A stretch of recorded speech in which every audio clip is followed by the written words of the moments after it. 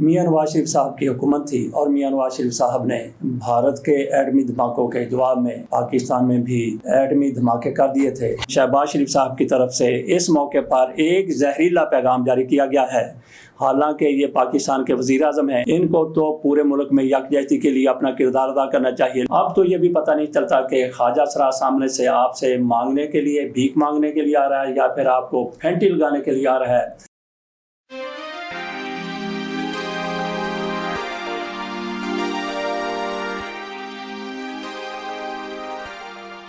بسم اللہ الرحمن الرحیم۔ آج یوم تکبیر۔ آج سے 36 سال پہلے پاکستان ایٹمی قوت بن گیا تھا۔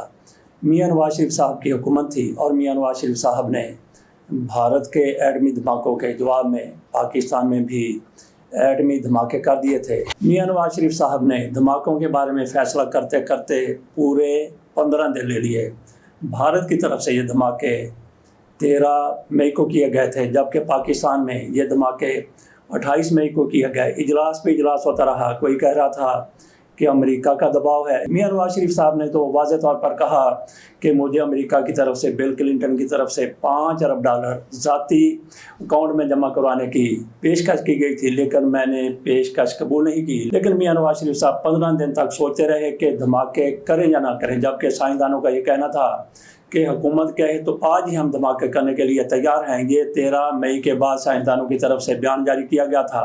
ان کو پتا تھا کہ بھارت دھماکے کرے گا تو پاکستان کو بھی تیاری مکمل طور پر رکھنی چاہیے، اور پاکستان کے سائنسدانوں کی تیاری بالکل مکمل تھی۔ میاں نواز شریف صاحب نے بہرحال دھماکے کرنے کا فیصلہ کر لیا اور پاکستان ایٹمی قوت بن گیا۔ لیکن پاکستان کو ایٹمی قوت بنانے میں بہت سے لوگوں کا کردار ہے، ڈاکٹر عبدالقدیر خان، اسحاق خان اور سب سے بڑھ کر ذوالفقار علی بھٹو، جنہوں نے یہ فیصلہ کیا تھا کہ پاکستان کو ایٹمی قوت بنانا ہے، پاکستان کے لیے ایٹم بم بنانا ہے۔ اور اس کے بعد پھر ہر حکمران کی طرف سے، وہ جنرل ضیاء الحق تھے، وہ اسحاق خان تھے، وہ نواز شریف تھے، وہ بے نظیر تھیں، یا جو بھی تھا، سب نے اس میں اپنا اپنا کردار ادا کیا۔ اور یہ بھی کہا جاتا ہے کہ 1984 میں پاکستان ایٹم بم بنا چکا تھا، لیکن پاکستان کی طرف سے دھماکے نہیں کیے گئے۔ لیکن جب بھارت نے دھماکے کیے تو پھر پاکستان کے لیے ایک لمحہ بھی ضائع کیے بغیر دھماکے کر دیے جانے چاہیے تھے۔ لیکن میاں نواز شریف صاحب پورے 15 دن تک سوچتے رہے، اس دوران اجلاس ہوتے رہے کہ ان کو کہتے بھی رہے دوست ان کے کہ دھماکے نہ کیے جائیں، امریکہ کی پیشکش کو قبول کر لیا جائے۔ بہرحال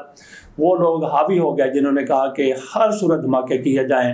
مجید نظامی صاحب کی طرف سے تو یہ بھی کہا گیا، میاں نواز شریف صاحب نے ان کو بلایا تھا، باقی صحافیوں کو بلایا تھا۔ مجید نظامی صاحب نے کہا کہ میاں صاحب دھماکے کر دیں، نہیں تو پھر قوم آپ کا دھماکہ کر دی گئی۔ تو اس طرح کے میاں نواز شریف کے اوپر دباؤ تھے، پریشر تھے، تو میاں نواز شریف صاحب نے دھماکے کر دیے۔ میاں نواز شریف صاحب نے دھماکے کر دیے، پاکستان ایٹمی قوت بن گیا۔ مسلم لیگ نون اکیلے اس کا کریڈٹ لیتی ہے، حالانکہ یہ بالکل سراسر غلط ہے کہ مسلم لیگ نون نے پاکستان کو ایٹمی قوت بنایا تھا۔ اس سے پہلے پاکستان کا ایٹم بم بن چکا تھا، لیکن میاں نواز شریف کی طرف سے صرف فیصلہ کرنا تھا کہ دھماکے کیے جائیں، اور میاں نواز شریف صاحب کی طرف سے جیسے بھی ہے دھماکے کیے گئے۔ میاں نواز شریف کو کریڈٹ ضرور جاتا ہے، لیکن کل ایک عجیب ہوا نکانا اقدام کیا گیا۔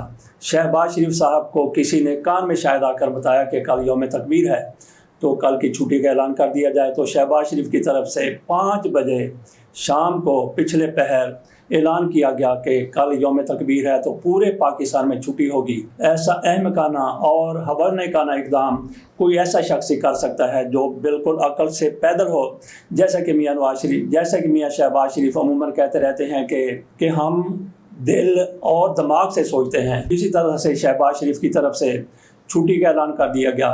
یہاں پہ سوچنے کی بات ہے کہ شہباز شریف کی طرف سے چھٹی کا اعلان یوم مئی پر کیا گیا ہے، 28 مئی کے حوالے سے کیا گیا ہے، یوم تکبیر پر کیا گیا ہے، یا پھر میاں نواز شریف جہاں مسلم لیگ نون کا صدر بھی منتخب ہونا ہے۔ اس کے لیے 11 لوگوں کی طرف سے کاغذات نامزدگی حاصل کر لیے گئے ہیں۔ تو یہ آج ایک اس کو آپ ڈرامہ کہہ لیں، ناٹک کہہ لیں، یا جو کچھ بھی ہے، میاں نواز شریف صاحب بلا مقابلہ صدر مسلم لیگ نون کے منتخب ہوتے ہوئے نظر آ رہے ہیں۔ بہرحال 11 لوگوں کی طرف سے کاغذات نامزدگی حاصل کیے گئے ہیں، اور میاں نواز شریف کا بنیادی طور پر یہ لوگ مقابلہ کرنے کے لیے میدان میں آ چکے ہیں۔ لیکن جب کاغذات نامزدگی جمع ہوں گے اور اس کے بعد پھر انتخاب کا مرحلہ آئے گا، تو ان میں سے سارے کے سارے ایک سائڈ پہ بیٹھ جائیں گے تاکہ میاں نواز شریف صاحب کو بلا مقابلہ صدر مسلم لیگ نون منتخب کر لیا جائے۔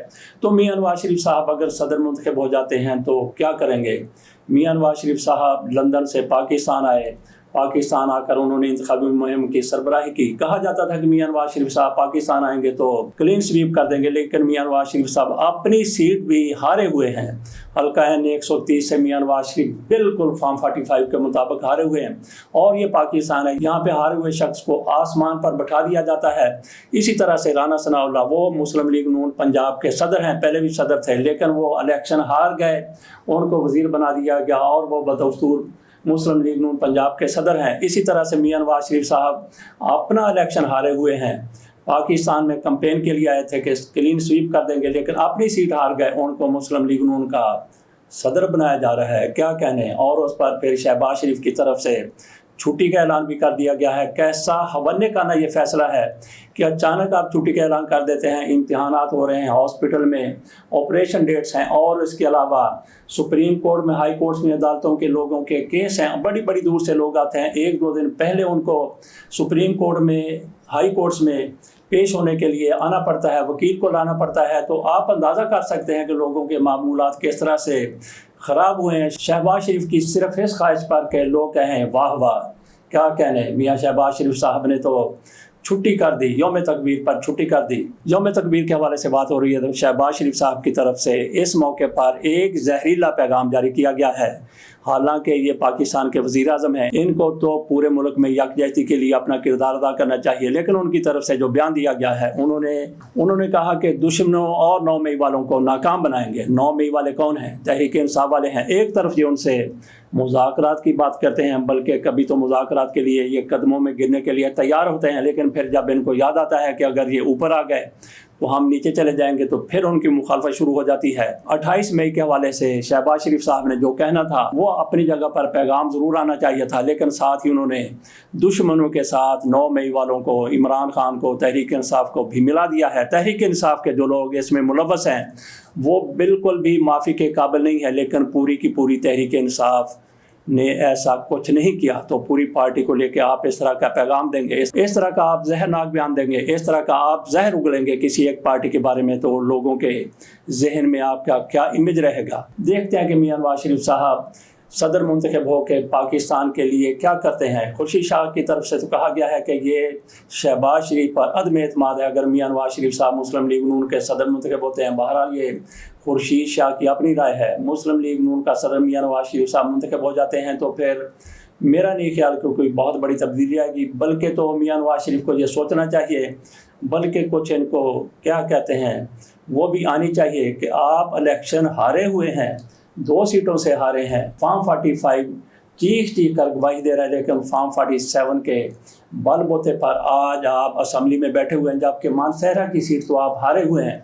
ऐसा शख्स मुस्लिम लीग नून को कहां से कहां ले जा सकता है, और क्या उसका हक बनता है कि वो मुस्लिम लीग नून का सदर बन जाए। बहरहाल ये मुस्लिम लीग नून वालों के अपने फैसले हैं कि मियां नवाज शरीफ को सदर बनाया जाए, तो उसके बाद मुस्लिम लीग नून को मियां नवाज शरीफ साहब कहाँ ले जाएंगे।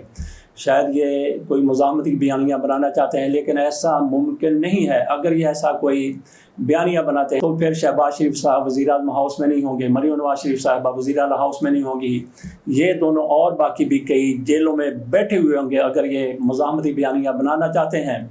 लेकिन मुज़ाहमती बयानियाँ तो उसी वक्त बिल्कुल बैठ गया था झाग की तरह, जब राना सनाउल्लाह की तरफ से ये पहले कहा गया था कि हम मुज़ाहमती बयानियाँ इख्तियार करेंगे, लेकिन जब उनको मुशीर बनाया गया वज़ीर आज़म का, तो उसके बाद मुस्लिम लीग नून का मुज़ाहमती बयानियाँ उनकी निकरों में, उनकी तंबियों में, उनकी पतलूनों में ख़ता हो गया। बाकी आजकल हमने ये देखा है कि ख्वाजा सरा किस तरह से वो मैदान मारते चले जा रहे हैं, और उनकी तरफ से आज एक नया बयान सामने आया है। अब तो ये भी पता नहीं चलता कि ख्वाजा सरा सामने से आपसे मांगने के लिए, भीख मांगने के लिए आ रहा है या फिर आपको फेंटी लगाने के लिए आ रहा है। तो कोई पता नहीं कि नज़दीक आकर वो हाथ फैलाता है या फिर हाथ उठाता है। इस तरह से आजकल के हिजड़े, खुसरे या जिनको आप ख्वाजा सरा कहते हैं, इस तरह से उनमें जुर्रत आ गई है। और फिर उनकी तरफ से एक बार तो इस्लामाबाद में पुलिस को कुटापा चढ़ाया गया, खारियां में पुलिस को मारा गया, सरगोदा में पुलिस को मारा गया, फैसलाबाद जड़ामारा में पुलिस को मारा गया। कई जगह पर उन्होंने पुलिस की ठुकाई कर दी। और फिर रऊफ हसन को तो उन्होंने जिस तरह से پیٹا, جس طرح سے ان کو زخمی کیا, آج تک ان خواجہ سراؤں کا کچھ پتہ نہیں چل سکا کہ وہ کون تھے, آسمان سے آئے تھے, زمین سے نکلے تھے, کہاں سے آئے تھے. انہوں نے رؤف حسن پر حملہ کیا. 4 یہ خواجہ سرا ہیں, لیکن ہماری ریاست ان کو پکڑ نہیں سکی. اور پاکستان ایٹمی قوت ہے, ایٹمی قوت والا پاکستان, وہاں پہ 4 ہجڑے ایک حملہ کر کے چھپ جاتے ہیں, ان کو گرفتار نہیں کیا جاتا, ان کا کچھ پتہ نہیں چلتا کہ وہ کہاں گئے, کہاں سے آئے تھے.